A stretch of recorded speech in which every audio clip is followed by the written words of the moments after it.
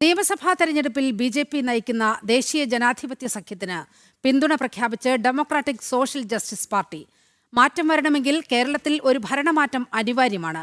കേരളത്തിലെ പരമ്പരാഗത രാഷ്ട്രീയ മുന്നണികളായ LDFും UDFും മുന്നോക്ക വിഭാഗങ്ങളെ അവഗണിക്കുന്നുവെന്ന് ആരോപിച്ചാണ് DSJP NDAക്ക് പിന്തുണ പ്രഖ്യാപിച്ചത്. സംസ്ഥാനത്തെ ഇടതുവലതു മുന്നണികൾ വോട്ട് ബാങ്ക് ലക്ഷ്യമിട്ട് ന്യൂനപക്ഷ പ്രീണനം നടത്തുമ്പോൾ മുന്നാക്ക സമുദായങ്ങളിലെ പാവപ്പെട്ടവരെ പരിഗണിച്ചത് പ്രധാനമന്ത്രി നരേന്ദ്രമോദി മാത്രമാണെന്ന് DSJP ചൂണ്ടിക്കാട്ടി. മുന്നോക്ക വിഭാഗങ്ങളിലെ സാമ്പത്തികമായി പിന്നോക്കം നിൽക്കുന്നവർക്കായി 10% EWS സംവരണം നടപ്പിലാക്കിയ കേന്ദ്ര സർക്കാർ നടപടി വിപ്ലവകരമാണെന്നും പാർട്ടി അധ്യക്ഷൻ KSR മേനോൻ പറഞ്ഞു. വരുന്ന ഇലക്ഷനുള്ള സ്റ്റാൻഡ് നമ്മൾ ഇതിൽ വ്യക്തമായിട്ട് പറഞ്ഞിട്ടുണ്ട്.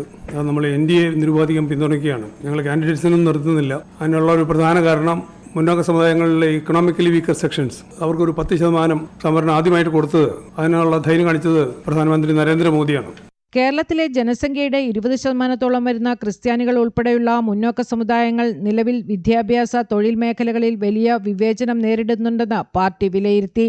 ഈ അവസ്ഥയ്ക്ക് മാറ്റം വരണമെങ്കിൽ കേരളത്തിൽ ഒരു ഭരണമാറ്റം അനിവാര്യമാണെന്നും DSJP പറഞ്ഞു. നിലവിലെ സംവരണ ആനുകൂല്യങ്ങൾ പലപ്പോഴും അർഹരായ പാവപ്പെട്ടവരിലേക്ക് എത്തുന്നില്ലെന്നും പാർട്ടി കുറ്റപ്പെടുത്തി. ശബരിമല, ഗുരുവായൂർ തുടങ്ങിയ ക്ഷേത്രങ്ങളിൽ നടക്കുന്ന അഴിമതികളും സ്വർണ്ണക്കൊള്ള ഉൾപ്പെടെയുള്ള ക്രമക്കേടുകളും അവസാനിപ്പിക്കാൻ വോട്ടർമാർ ഈ തെരഞ്ഞെടുപ്പിനെ ഉപയോഗിക്കണമെന്ന് DSJP ആവശ്യപ്പെട്ടു. ജനം, കൊച്ചി.